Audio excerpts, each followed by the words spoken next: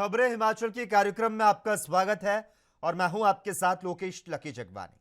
हिमाचल प्रदेश के मुख्यमंत्री जयराम ठाकुर ने आज मंडी जिले के द्रंग विधानसभा क्षेत्र में 61 करोड़ रुपए की लागत की विभिन्न विकासात्मक परियोजनाओं का लोकार्पण किया। इस अवसर पर जयराम ठाकुर ने प्रदेश के गठन के 75 वर्ष के उपलक्ष्य में आयोजित किए जा रहे समारोह की कड़ी में द्रंग विधानसभा क्षेत्र के हरड़गलू में एक विशाल जनसभा को संबोधित करते हुए कहा कि 75 वर्ष की विकास यात्रा में हिमाचल प्रदेश ने प्रगति के अनेक आयाम स्थापित किए।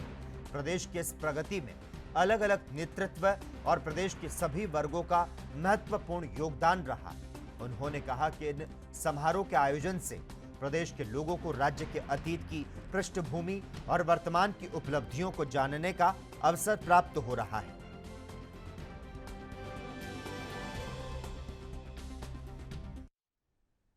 हिमाचल प्रदेश के ऊर्जा मंत्री और भारतीय जनता पार्टी के वरिष्ठ नेता सुखराम चौधरी ने शिमला में पत्रकार वार्ता को संबोधित किया। उन्होंने कहा कि हिमाचल प्रदेश सरकार ने ऊर्जा के क्षेत्र में बेहतरीन काम किया है।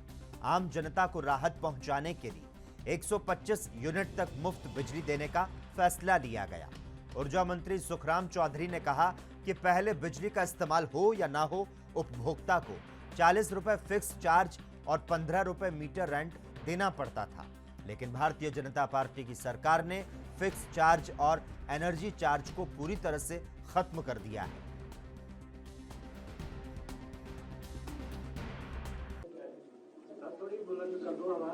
जब से हिमाचल प्रदेश में आदरणीय जयराम ठाकुर जी के नेतृत्व में भारतीय जनता पार्टी की सरकार बनी है,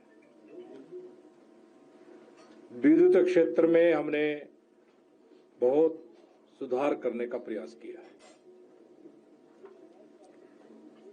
हिमाचल प्रदेश पावर स्टेट है। हम बिजली पैदा करने वाले प्रदेश में हमारी गिनती होती है। हमने हिमाचल प्रदेश के उपभोक्ताओं को 125 यूनिट बिजली फ्री देने का निर्णय लिया, जिसके फलस्वरूप अगस्त महीने में 22,59,645 घरेलू उपभोक्ताओं में से 14,62,130 उपभोक्ताओं का बिजली का बिल जीरो आया। इस्तेमाल हो या ना हो, उपभोक्ताओं को 40 रुपए प्रति माह फिक्स्ड चार्ज, 15 रुपए मीटर रेंट देना पड़ता था। हमने 125 यूनिट तक। अखिल भारतीय कांग्रेस कमेटी के सह सचिव कृष्ण अलावरू ने राजीव भवन में प्रेस वार्ता को संबोधित किया। इस दौरान कृष्ण अलावरू ने कहा कि भारतीय जनता पार्टी की सरकार ने युवाओं के साथ धोखेबाजी की। उन्होंने कहा कि बीजेपी ने सरकार में आने से पहले युवाओं के साथ बड़े बड़े वादे किए थे, लेकिन एक भी वादा पूरा नहीं किया गया। कृष्ण अलावरू ने कहा कि कांग्रेस सरकार बनने पर 5 लाख युवाओं को रोजगार दिया जाएगा। उन्होंने कांग्रेस पार्टी की ओर से दी गई सभी 10 गारंटियों को पूरा करने का वादा किया।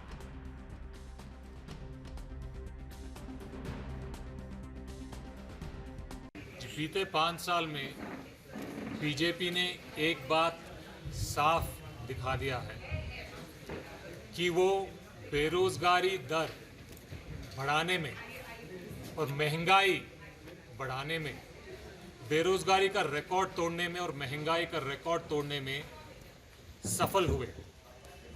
हम जनता को ये बताना चाहते हैं कि कांग्रेस के समय में रोजगार ज़्यादा था, महंगाई कम थी। अब दोबारा कांग्रेस की सरकार में हमने जो काम पहले करके दिखाया है, दोबारा करके दिखाएंगे। रोजगार बढ़ाएंगे। 680 करोड़ रुपए का स्टार्टअप फंड होगा। हर विधानसभा में 10 करोड़ का फंड दिया जाएगा युवाओं को अपने बिजनेस स्टार्ट करने के लिए, अपने काम शुरू करने के लिए, जिससे वो स्वयं रोजगार पैदा कर सकें। 5 लाख नौकरियां, जिसमें सरकारी पदों में जो वैकेंसी हैं, खासकर शिक्षा, स्वास्थ्य, जल निगम जैसे वैकेंसीज हैं, उनको भरे जाएंगे। ओल्ड पेंशन स्कीम लागू किया जाएगा। महिलाओं को 1500 रुपया का सहायता 18 साल के 60 साल तक महिलाओं के लिए दिया जाएगा। इसीलिए हमें पूरा विश्वास है कि जनता मुद्दों पे ध्यान देकर, समस्याओं को ध्यान में रखकर इस बार कांग्रेस को भारी बहुमत से जिताकर सरकार में बिठाएगी और हम उनके विश्वास पे पूरा। हिमाचल की खबरों का सिलसिला लगातार जारी रहेगा। हम रुकते हैं एक छोटे से ब्रेक के लिए।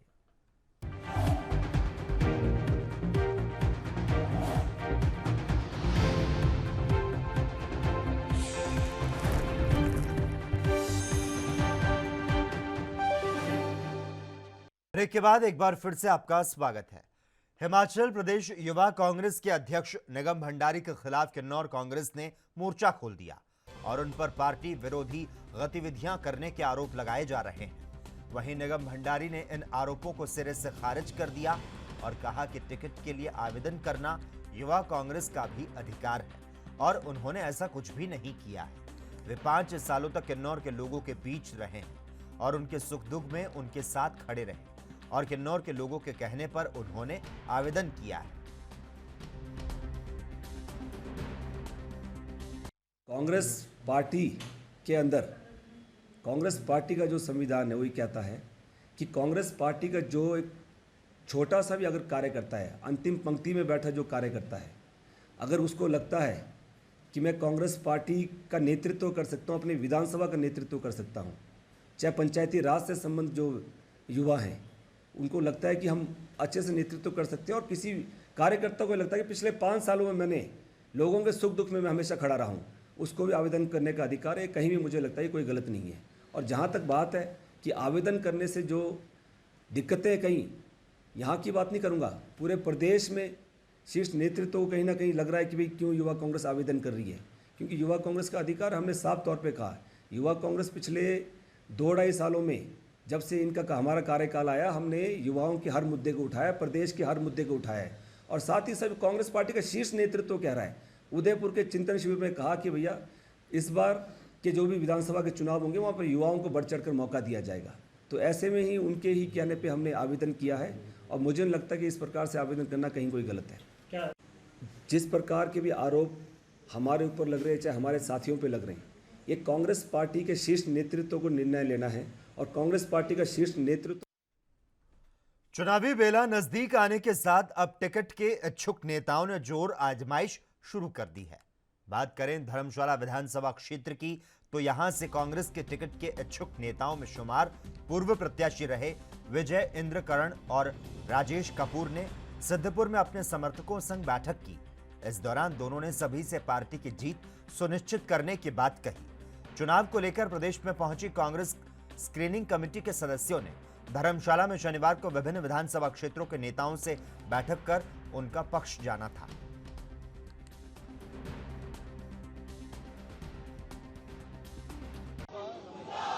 देखिए, हमने तो अगर अकेला हमने प्रोग्राम करना होता तो हम कर सकते थे, मगर कांग्रेस पार्टी किसी एक को ही टिकट देगी।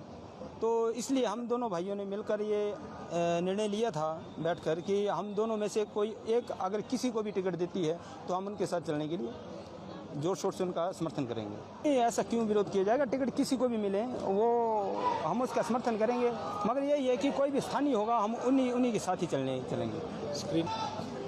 ऐसा ही है, उनके साथ भी हम बात करेंगे कि जो बाहर से नेता यहाँ पर आते हैं और समय समय पर धर्मशाला को यूज़ करते हैं और जब उनको लगता है कि जीत है तो लड़ लिया और जब हार सामने दिखी तो भाग लिया। इसलिए सभी स्थानीयों ने, हमने इन्हें युवाओं ने देखा है कि यहाँ पर अब स्थानीय जो है वही प्रतिनिधित्व करे तो ठीक है। क्या नहीं, ऐसा शक्ति प्रदर्शन तो ये है नहीं। ये तो थोड़ा सा हमारे जो कार्यकर्ता हैं उन्होंने हमें बोला कि आप भी एक बैठक कीजिए, तो हमने इतना जोर शोर तो नहीं लगाया। हमारी बस थोड़ा सा छोटा सा ये प्रोग्राम मानी कि हमने छोटा सा प्रोग्राम किया है। कोई इतना ज़्यादा हमने लोगों को खींचने की ज़रूरत नहीं समझी कि इतना ज़्यादा करेंगे, मगर हाँ, आपके माध्यम से लोगों तक हमारी बात पहुंचेगी। जो यहाँ नहीं आए हैं उन तक भी हमारी बात आपके माध्यम से पहुंचेगी। देखिए, कांग्रेस पार्टी जल्द ही चुनाव में जाने वाली है और यहाँ से सही उम्मीदवार का चयन हो और कांग्रेस पार्टी की जीत सुनिश्चित करने के लिए बैठक आज यहाँ रखी गई है। ये भी मांग की जा रही है कि स्थानीय को टिकट दी जाए, ऐसा देखिए, अक्सर देखा गया है कि जो बाहर से लोग आए हैं वो जो यहाँ की स्थानीय जनता है उसके लिए कुछ ज़्यादा कर नहीं पाए। हमने देखा है कि जब कोई काम कर रहा है वो बाहर से कोई आके, ठेकेदार बाहर के आ रहे हैं, कोई और काम है बाहर से आके लोग करी जा रहे हैं, और जो लोकल यहाँ के लोग हैं उनको यहाँ पे कुछ खास उनका मिल नहीं रहा है। तो स्थानीय आदमी स्थानीय मुद्दों को जानता है, स्थानीय लोगों से जुड़ा हुआ है, तो स्थानीय आदमी को टिकट मिले तो बेहतर। आम आदमी पार्टी के युवा विंग अध्यक्ष अनूप पटियाल ने धर्मशाला में पत्रकार वार्ता में रोजगार गारंटी के बारे में बताते हुए कहा कि हिमाचल के हर युवा को रोजगार दिया जाएगा। जब तक रोजगार नहीं मिलता तब तक 3,000 रुपए बेरोजगारी भत्ता दिया जाएगा। आम आदमी पार्टी की सरकार बनने पर 6 लाख युवाओं को सरकारी नौकरी दी जाएगी। सरकारी नौकरी में भ्रष्टाचार पूरी तरह से खत्म किया जाएगा। सरकारी क्षेत्र की नौकरी में सिफारिश और भ्रष्टाचार को पूरी तरह से समाप्त कर पारदर्शिता लाई जाएगी और आम जनता को नौकरी के अवसर दिए जाएंगे।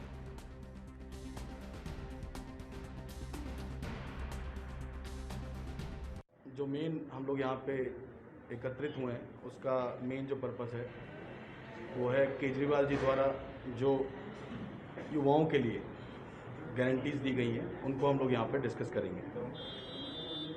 लेकिन उससे पहले थोड़ा सा एक या दो बातें दिमाग में है वो बोलना चाहूँगा कि हिमाचल प्रदेश में ये जो बेरोज़गारी का मुद्दा है ये क्यों दिन ब दिन बढ़ रहा है। हमारे कोविड काल से हम लोग स्टार्ट करते हैं। कोविड काल के समय करीब 25% जो युवा था वो हिमाचल में बेरोज़गारी की पे आ चुका था। उसके बाद अगर हम मार्च के आंकड़े लें, इसी मार्च 2022 के, उसके मुताबिक करीब 12% जो युवा है वो आज बेरोज़गार बैठा है, घरों पे बैठा है, जिनके लिए सरकार द्वारा कुछ नहीं सोचा गया।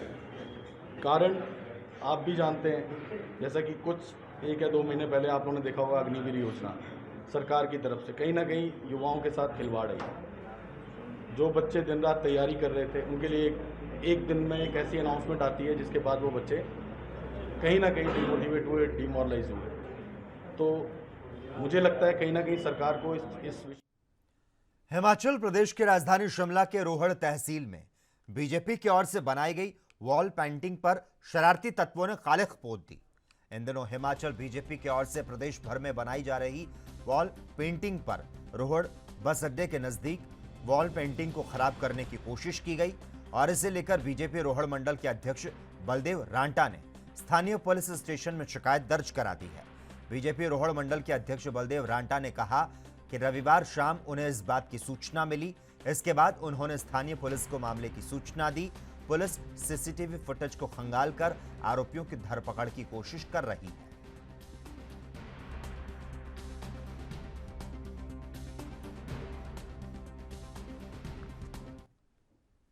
खबरें लगातार जारी रहेंगी। यहां वक्त हो चला है एक और छोटे से ब्रेक का। जल्द हाजिर होते हैं।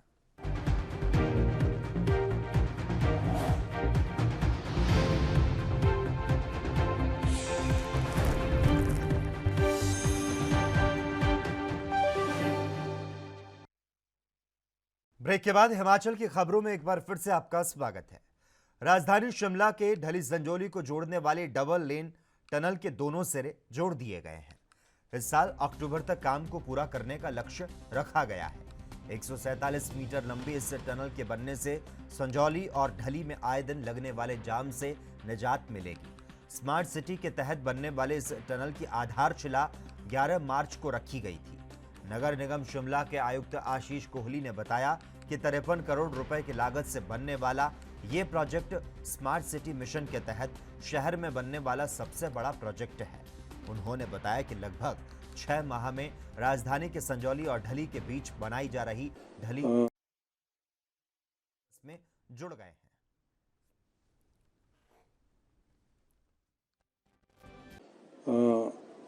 शिमला में स्मार्ट सिटी के अंतर्गत बहुत जगह विकासात्मक कार्य किए जा रहे हैं और जो अब दिखाई भी दे रहे हैं, और इसी के अंतर्गत जो ढली टनल है वो भी एक नई बनाई जा रही है। जो पुरानी ढली टनल है, जैसे आपको पता है, वो 170 साल पुरानी हो गई थी, उसकी स्थिति भी ठीक नहीं है। और इसको देखते हुए स्मार्ट सिटी के अंतर्गत HPRIDC को ये काम दिया गया था और उन्होंने सफलतापूर्वक और बहुत ही स्पीड के साथ ये कार्य जो है, एक छोर से लेके जो दूसरा छोर है, 150 मीटर्स की जो लंबाई है, वो दोनों छोर अब डे लाइट हो गई है, मतलब एक एंड से दूसरे एंड को क्लियर कर दिया उन्होंने। और इस पर इन्वेस्टमेंट 53 करोड़ की है। ये HPRIDC द्वारा किया गया बहुत ही सराहनीय कार्य है और आने वाले समय में शिमला की जनता के लिए जो एक ट्रैफिक कंजेशन उस पॉइंट पर पर्टिकुलरली रहता था, इतना टाइम रुकना भी पड़ता था, वो संभवतः ठीक हो जाएगा। और क्योंकि इस टनल में दोनों तरफ से गाड़ियां आएंगी भी और जाएंगी भी, तो इससे शहर को बहुत ही फायदा होने वाला है। हिमाचल प्रदेश कर्मचारी एवं पेंशनर कल्याण बोर्ड के उपाध्यक्ष घनश्याम शर्मा ने कहा कि जयराम सरकार में पहली बार हुआ कि HRTC कर्मियों और पेंशनर्स के मुद्दों को JCC में ले जाया गया, जिसमें HRTC पेंशनर्स को 130 करोड़ रुपए के लाभ दिए गए। तो साथ ही ये भी तय हुआ कि जो पेंशन पहले 25 से 28 तारीख के बीच मिलती थी, वो अब 10 तारीख से पहले मिलना सुनिश्चित की जाएगी। पेंशनर्स के मेडिकल बिलों के लिए 25 करोड़ रुपए की राशि सीएम ने एक मुश्त जारी की है। प्रदेश के कर्मचारी और पेंशनर्स पिछले 4.5 साल से सरकार की ओर नजरें टिकाए हुए थे।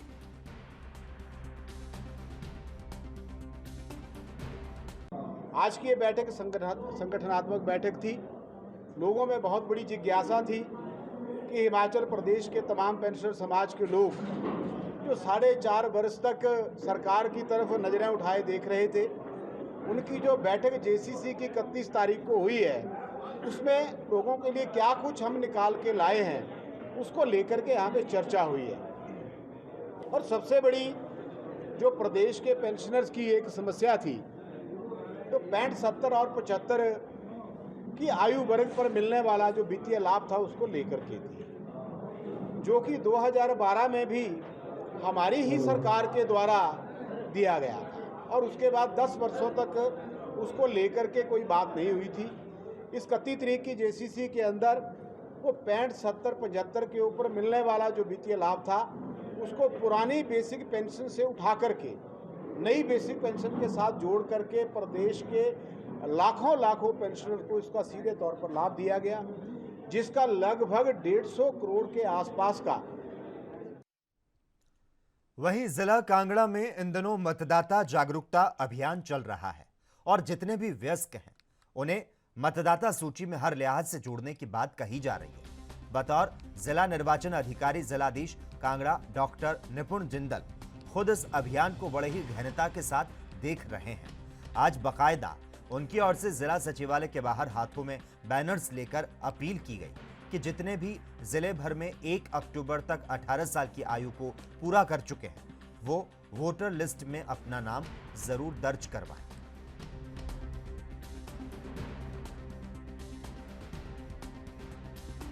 देखिए, इस समय यदि हम बात करते हैं तो स्पेशल समरी रिवीजन जो हमारा जो नए मतदाताओं को ऐड करने के लिए उसका कार्य इस समय चल रहा है और डायरेक्शंस ये हैं कि जिसने 1 अक्टूबर 2022 तक 18 वर्ष की आयु पूरी की है तो वो अपना मतदाता सूची के अंदर अपना नाम दर्ज करवाने के लिए वो एलिजिबल हैं।